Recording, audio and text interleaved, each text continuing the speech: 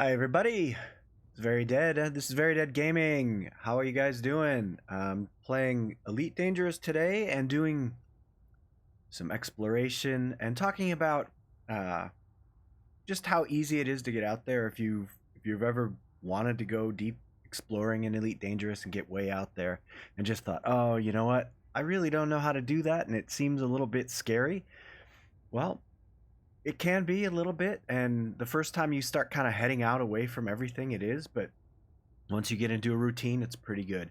And there's just a few things you want to kind of plan out before you head out, and one is get the right ship, and that there is no one right ship, and there you don't need to save up for a big one or one with a super long jump range. Um, you you can lighten up pretty much a super affordable ship and just head out. I would say if you really want to get way out there, like toward the edge of the galaxy, you're gonna need a jump range over 30 light years or so, and then you're gonna need some materials for a thing called FSD boosting, or jumponium, as explorers sometimes call it. But basically, what we're going to do is we're going to kind of go over all of that. Right now, before I get too much into it, I'm just going to do a little bit of basic exploring. I'm out, I'll show you, way out in the galaxy. And let me take a look here. We'll pull up the galaxy map and I'll show you. So I've been out. I followed an arm. So here I am way out here. This is I guess it's Tenebrae is the region. And you can see, here's the bubble here. And I'm a good, I want to say 45,000 light years away from Sol. So I got out pretty far, and I got into a little trouble. You can see, I I got a little bit above the galactic plane, and what ends up happening is when you kind of get out here, um, the the distance between the stars was getting up over 80 light years, and I was finding that I was having to um, uh, FSD boost to about 150 just to get to the next star, and but once you get back down into the plane, it's not that scary. There's a lot more stars, um, and then you can pretty much get much farther out as long as you don't stray too far from kind of the densest part of the galaxy. So I'm actually heading back because I'm gonna jump over another arm. Um, I'm on this. I was just on this outer arm here, and it just kind of petered out. So I'm gonna come back into this area and jump over this way. Oops. And whoa, I just clicked on that. But anyways, so that's what I'm gonna do. So let's just get down to it. So um,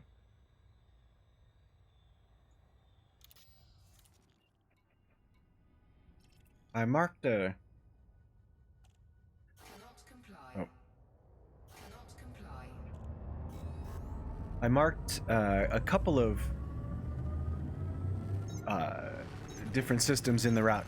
But what I'm doing right now is I jumped into this system, and I'm gonna head. I have a couple of things. I'm gonna talk about a little bit about the process once you're in a system. What makes it easier to find valuable planets? Because that's why I'm out here.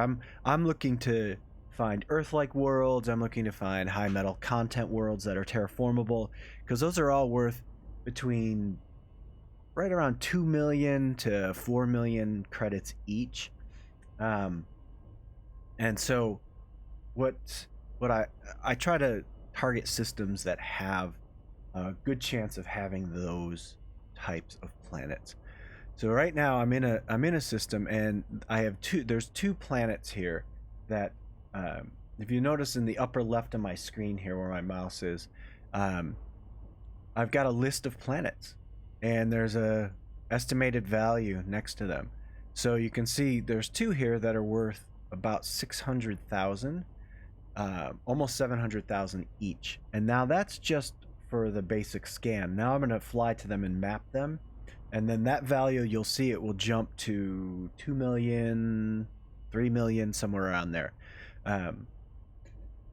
This is a third-party application that I use. It's called ED Discovery, and it's absolutely essential if you're going to be doing any sort of serious exploring, because it allows you to be way more efficient. So you're not always having to flip back from maps and find different screens, and then go into the galaxy map, and then go into the system map. This way you just see right away, once you complete your initial FSS scan of the system, you've got all the values right there. And so I already know, and I'm going to resize that window just a bit so I can see. So I already know that planet A4 and A5 are the two that I'm going to go to. So, and there's A4 ahead of me. So we're just going to head out to it. And I'll show you the application ED Discovery in a second. But here, I'm just going to head over to this planet. And then what I'm going to do is I'm going to use the DSS scanner. So there's an FSS and a DSS, and if you don't know what those are, don't worry about it.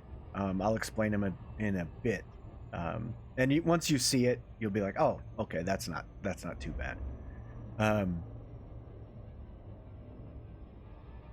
So I'm just gonna, oops, kind of zipped right past there. I don't know what happened there. I thought I was locked in on that planet, but apparently I wasn't. Alright. Oh, I wasn't. I was. So we're going to go A4. That's why. Because I selected another system. Okay. So we're just going to come in up on this, and I think this is a water world. So we'll just we're gonna come in. What'll happen is when I get into range, you can see I have this surface scanner out of range. It's red. When I get in range there, it'll say too fast, and now you want to slow down, and now it turns blue, and then you're going to go into your DSS. And now this, if you look at the right of the screen at the it says efficiency target, and then it says 6 probes. So you want to map this planet in 6 probes or less to get the full bonus. For a 6 probe, you only ever have to use 5, and if you always use this pattern, just watch. 1, 2, 3, 4, and 5. You'll 100% map it and get your efficiency target bonus. Now, I'm not going to wait for them to all impact. I'm just going to go to A5. And you don't have to wait. Remember that. You can just get up and go. But you'll notice, now that the scan is complete, if you look here where my mouse pointer is, I went from 670,000 to 3 million credits for the value of that planet. And so it's definitely worth it.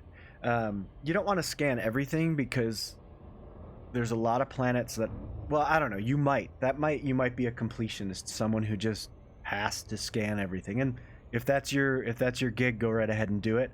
I'm out here to map the valuable planets and make a lot of money.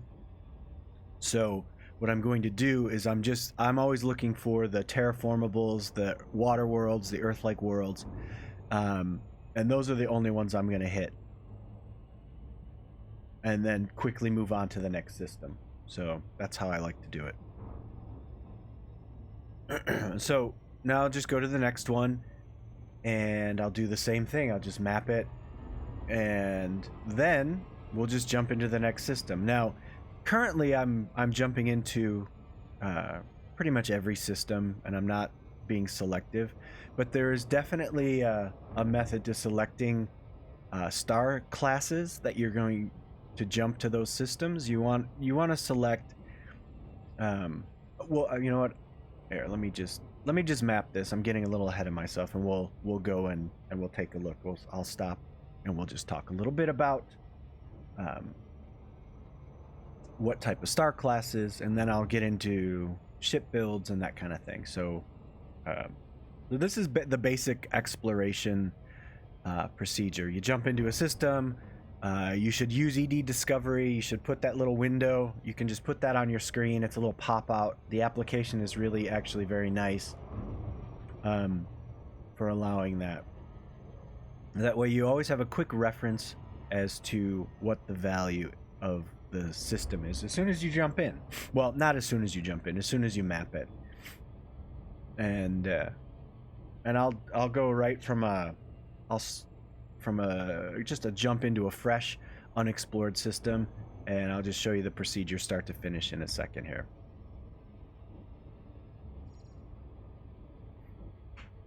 And so what I'm doing now is I'm just kind of getting into the range of where I can map this planet. And you can see it's another water world. It's pretty nice and blue. This is a brand new discovery, which is always nice.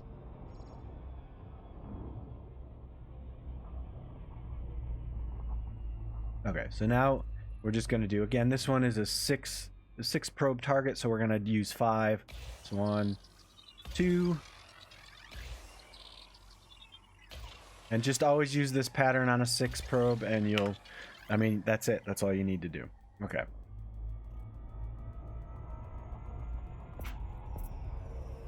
Alright, so what I'm going to do next is we're going to jump into the next system. Okay, so that system netted me about over 6 million credits. So 3 million for those 2 water worlds, and now we're jumping into the next.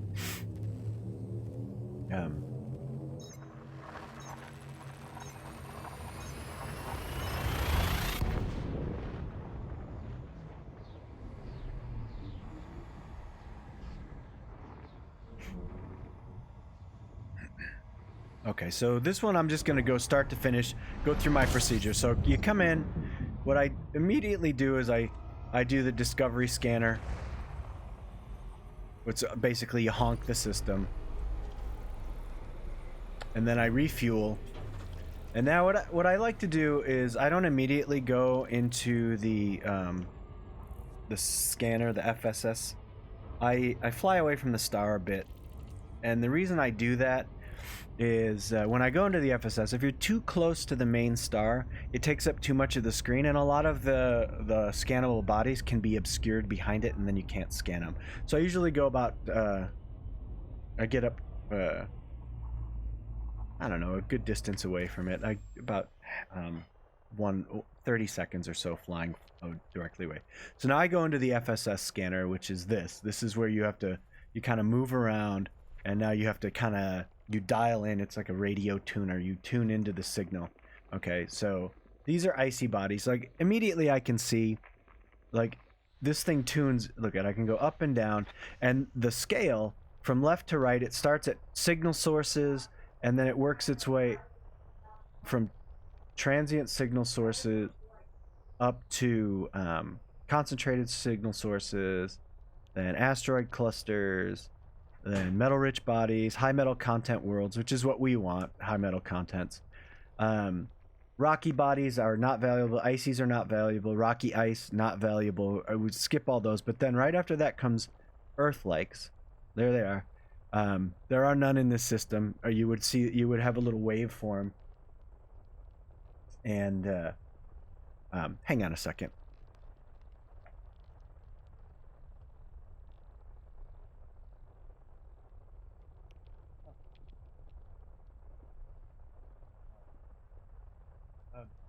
Anyway, I'm getting back to my phone.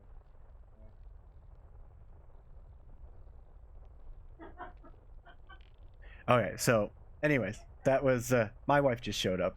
She's very funny and just shows up, and she's usually at work, and that was really odd.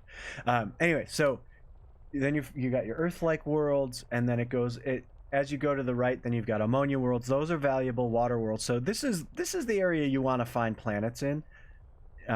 That's where your multi-millions are going to be, and then there's gas giants all the way up.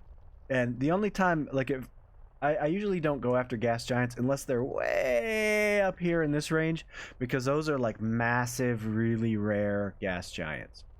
So anyways, so I'm just gonna scan. So then you dial in, and then you go in and you go out, and you don't even have to wait.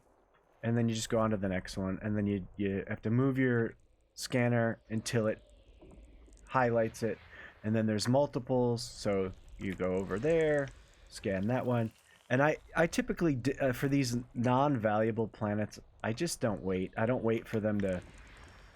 You don't have to wait. You can just go quickly, find the next one, and pretty much be done with it. So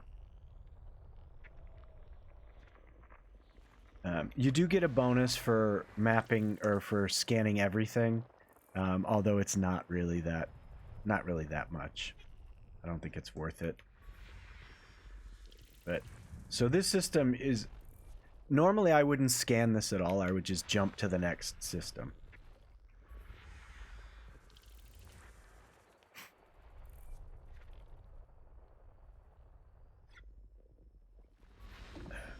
And again, it just really depends on what your goal is as an explorer. If you want to get out there and you just want to make some discoveries because you haven't, then go ahead and feel free to scan everything, because then you get your name on everything. So...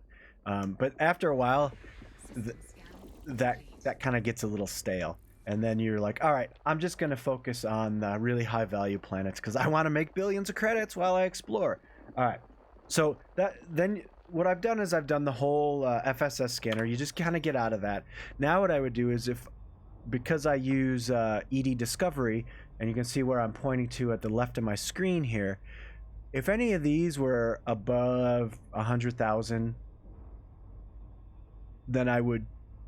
These are just the listing of all the planets I just scanned and of estimated value.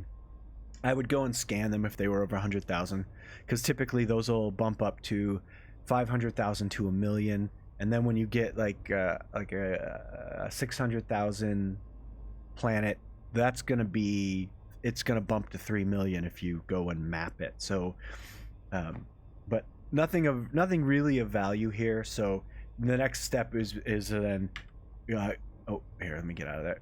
Go to the next system and jump to the next system. Okay. So now, since I've talked a little bit about the basic procedure of how you scan stuff, it's like, all right, well, how do I build a ship for exploration? What's going to be acceptable, and what do I need? Let me show you what I have. Okay, as you can see, I don't know if you can see that up on my screen. I'm flying an Anaconda, and now that may be out of reach for a beginner explorer, but the first ship I explored in was my Sidewinder. So yes, you can explore in a Sidewinder. So, but if you're a little bit limited in what you can do. So, let's go to my modules, and I'll just show you. So when you're exploring, you want to lightweight your ship. So I don't have powerful thrusters. In fact, they're undersized, and they're engineered to be lightweight. You don't have to engineer, of course, but you're going to underpower your thrusters.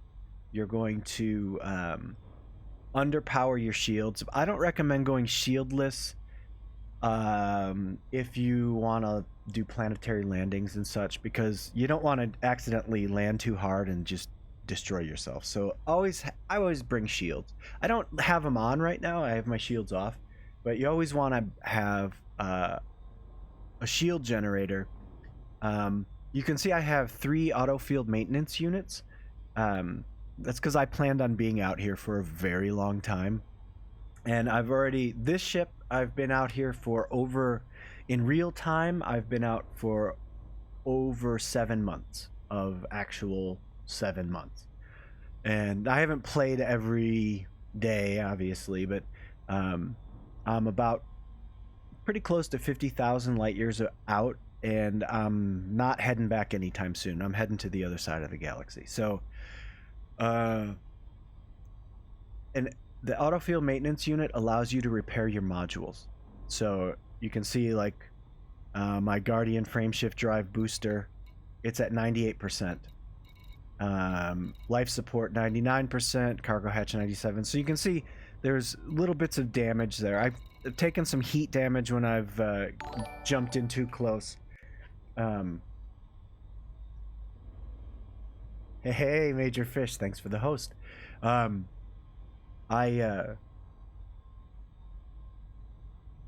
jumped in too close to a star and took some heat damage. So you always want to have, I think, they're not necessary, but if you can spare the room for one of those maintenance units, they don't add any weight, so they don't lower your jump range. And then if you can get a Guardian frameshift drive booster, I suggest you get one. You don't need one. I also suggest a planetary vehicle hangar, so that if you want to land on a planet and go explore in a little rover, just to kind of mix it up, it's totally great to do. You have to have horizons for that. If you don't have horizons, it won't even be an option, so don't worry about that. And horizons is just kind of the DLC for Elite Dangerous. There's the base game, which doesn't have planetary landings, and then there's Horizons, which has planetary landings. You will definitely need a fuel scoop. This is the only thing you want to have, the biggest, baddest, best thing that you can possibly have. Then same thing with the frameshift drive. The biggest, baddest thing that you can possibly get. If you are doing engineering, engineer that sucker for long range. Absolutely. You don't need long range, but sure does make it easy when you want to get somewhere. My Anaconda jumps, well, this one, just under 80 light years per jump. And that really does come in handy. It's really nice, especially when you get kind of out toward the fringes of the galaxy. You'll start seeing distances between stars 90, 100, 120 light years. And when you have kind of an 80 light year jump range, and then you FSD boost, and you can get 150 light years, you can get much farther out. You can find some really amazing, pristine things out there that not a lot of people can get to. Especially because when you get out toward the edges, the star density is low, so most everything has already been mapped. You have to really kind of scour for it, because people rushed out right away, and they wanted to get the far stuff. So power distributor, again, underpower it, lightweight it. You don't need, in fact, I have mine turned off.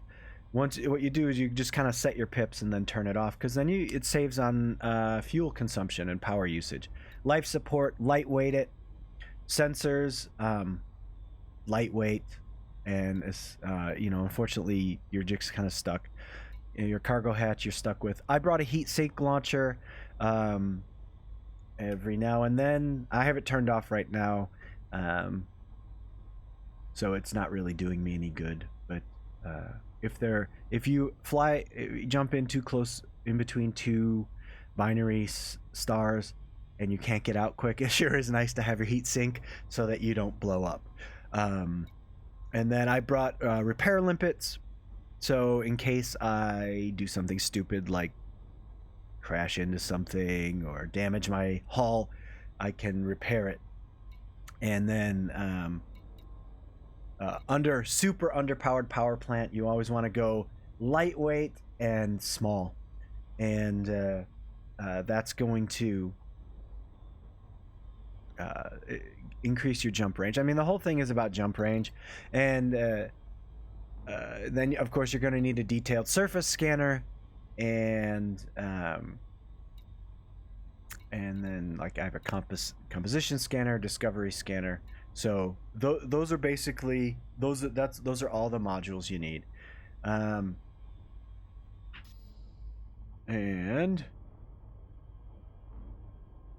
as far as what type of ship, oh my gosh, you can explore in anything. You don't need an anaconda.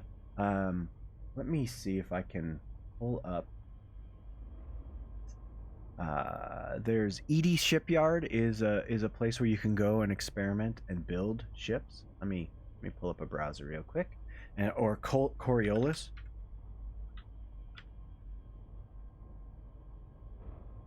Here, all right. Let me just pull this onto the screen so you can see it. All right, so this is. Oh, here, bring it out. Having all kinds of trouble with my mouse. Okay, so this is Coriolis.io. It's a great website, and what it is it allows you can pick a ship, any ship. So if I want to go exploring in, I don't know, a hauler. So there's your basic hauler. Now it gives you your stock stuff, okay? So I don't need a cargo rack, so I'm gonna get rid of that. I don't need a 2E shield generator. I don't need a pulse laser. You don't need any weapons. All right, so you're gonna go lightweight alloy, and then I'm gonna. Let me see. I'll go thrusters. We'll say 2D, and then 2A frameshift drive 1. So again, you see what I'm doing here is I'm lightweighting, and my power distributor, we're gonna go 1D, sensors 1D, and then power plant we'll go 2D. All right, so I can't go any smaller than that. And then let me see, frameshift drive. Now, right now, that puts me at Leyden 32 light year jump range for a hauler. That's great for exploring. And I've got internals, so let me see. What do I need for internals? Well, of course, I need a fuel scoop. So I'm going to do a 3A. Then I'm going to need... What else am I going to need? Let's see. I don't know. Oh, a shield generator. So let's go. Let's say we'll go a 2D or a 1. Oh, I can do a 1A shield generator. All right. Well, let me move this. I don't want to hear. We'll go a 1A shield generator because you don't need a lot of shields. 1A. There we go. And then let me see what else I can put in here. Let's see. What else can I put in?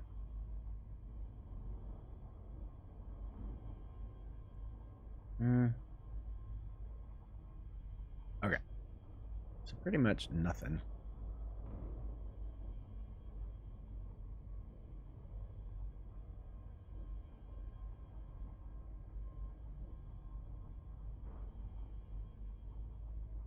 Oh, there's a DSS. We need that. Okay, so we need a DSS. Detailed surface scanner.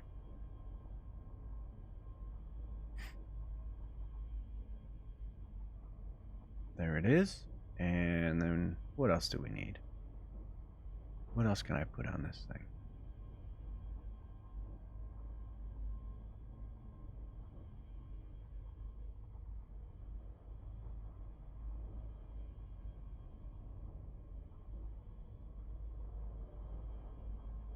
Doesn't look... Alright, let's see. Can I do a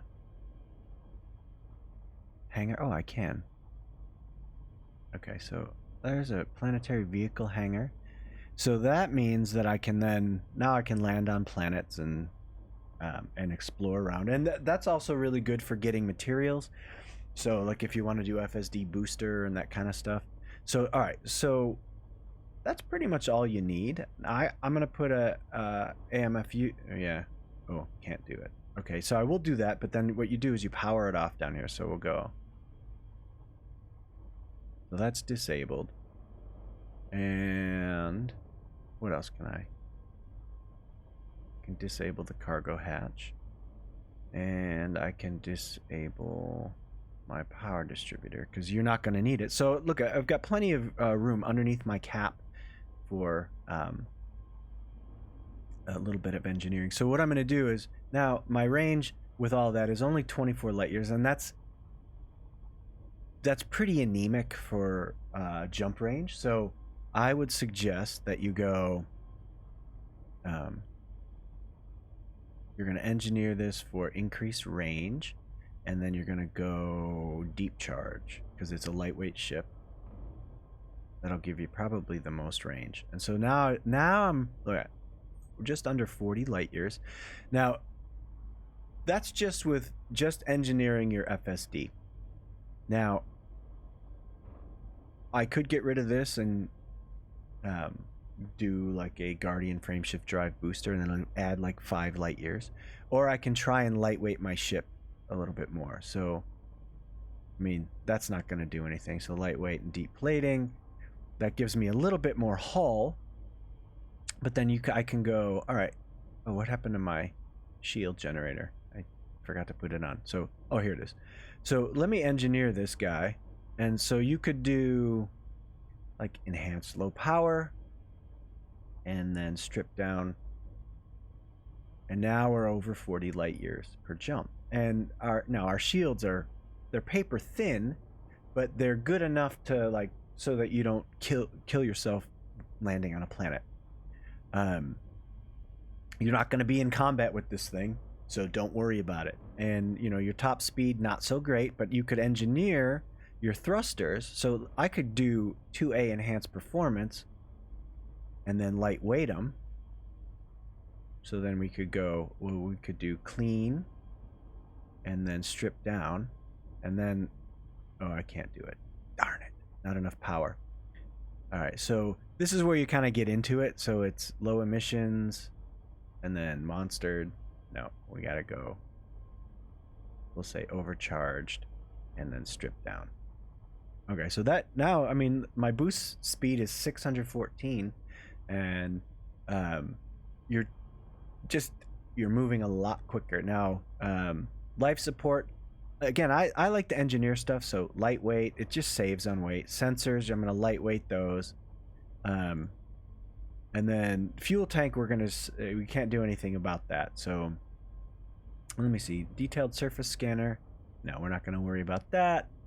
And we can't engineer that. We can't really do that. Now, you could put a heat sink on if you wanted to. So, heat sink launcher. And if you're going to do it, I would lightweight it. So, just go lightweight.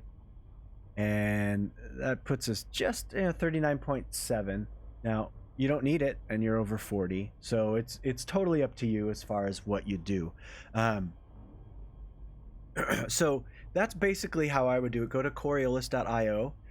And you can kind of build the ship. And this is a cheap ship that's got 40 light years. Now, if you don't engineer it, like you get rid of the engineering, it was like 35 light years. So I gained 5 light years for engineering it, but you don't really need to.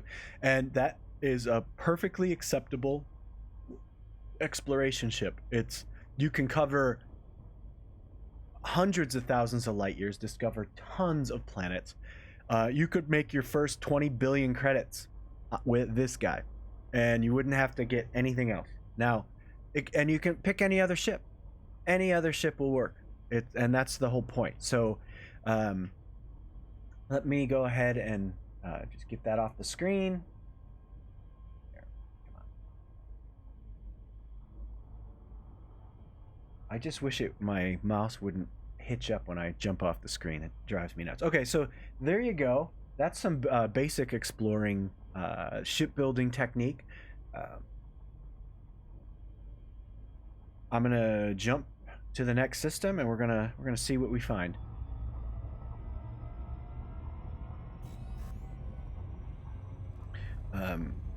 As far as star types, we'll take once I get to the next system.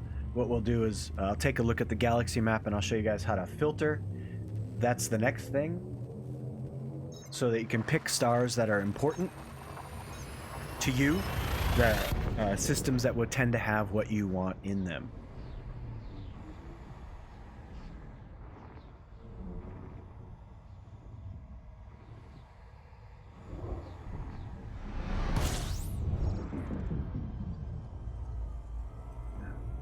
So it's the same procedure.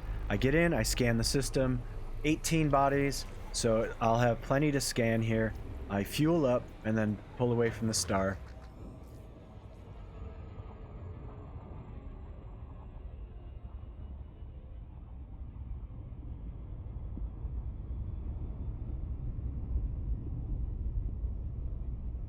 All right. I don't want to do that yet. All right, so we'll go look at the galaxy map first. So basically, what I do is when I'm looking for systems, what I'll do is I'll zoom out till I can see. You can see a bunch of stars. Okay. Then I'll go over here, and right now I was way thin as far as the star. I'm finally into some population, so what I would do is I would filter out. I get rid of non-sequence, white dwarves, Wolf Rayet, carbon. I get rid of all of these L-type, M-type, and I get rid of M's, and that leaves K, G, F, A, B, and O. What I found in the region of the galaxy where I'm at, the O-type stars and B-type stars, they're pretty rare. So, but I like for them to show up so that I can divert off and go investigate them when I find them, because I do like them. They're pretty rare, and I haven't really found a ton. But the ones, like, if I'm seriously just looking for Earth-likes and high metal content, I just do the type A, F, G, and K, and not a lot of G. Like I'll filter out the G's because they tend to not have a lot of good stuff on them. But every now and then I'll put them in, and boom, I'll find like an Earth-like around a G. So, but when I'm going for maximum efficiency, I'll just skip them over, and it really all depends on what you prefer to look for. So, but I'm just those are the ones that I would stick to. And then what you do is you apply your filter to the route, and then what will happen is it will change your jump route to only jump through those types of systems, and you can pretty much do that for thousands of light years. I will say this: some of the more interesting systems will be the white dwarfs, the Wolf Rayets, the non-sequence, even like that, the brown dwarf systems. There sometimes you get some really interesting configurations, and you'll miss out on that if you filter. But you have to remember, like, what's your goal for exploration? If you really just want high value planets and make a lot of credits, then you'll get the most bang for your buck by filtering like I just showed you. So, all right, so let me get out of this. We'll get back to this system. Now, we're gonna go in here, and you can see, all right, again, it's a lot of rocky bodies and a couple of high metal contents. So, the procedure here is you just scan them, and I'm just gonna scan the high metal content ones because everything else is low value.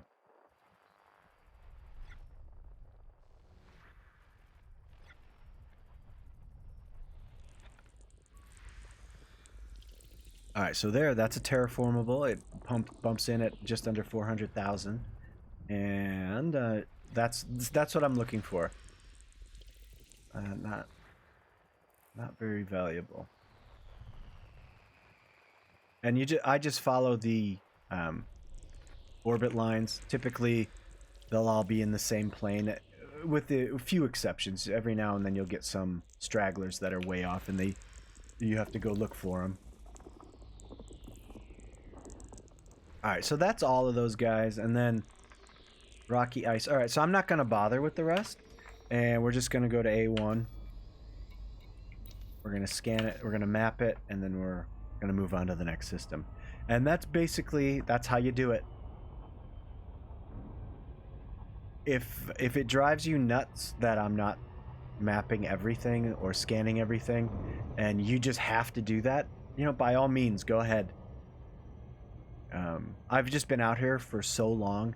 After 5,000 systems or so, you lose your enthusiasm for mapping everything.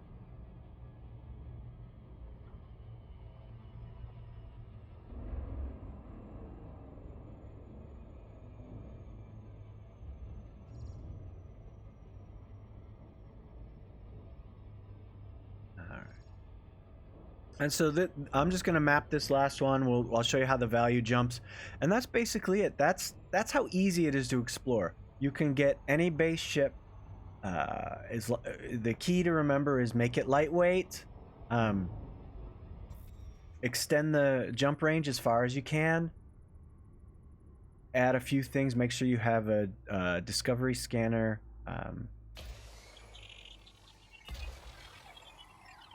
The detailed surface scanner is a must. That's this.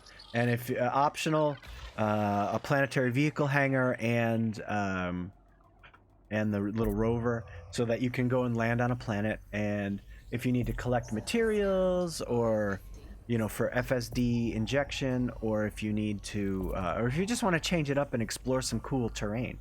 Okay, so that jumped to 1.7 million from 300,000, and that's what you're looking for. All right.